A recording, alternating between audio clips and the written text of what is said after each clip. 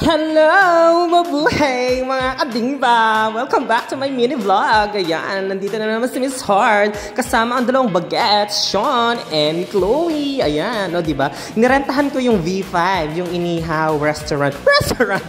Para sa kanila, kasi gutom na sila. Ayan, nag-order na kami at dumating na agad ang soft drink sa puno ng yelo. Ayan yung sausawan na with chicken oil. Ayan yung inasal nila. O, di ba? Perfect! Gusto nila yan. Basta chicken. Relate ba kayo mga bata ngayon? Basta chicken, go na go. O, di ba? More, chicken oil. Sige, go. Laps na laps lang kayo dyan.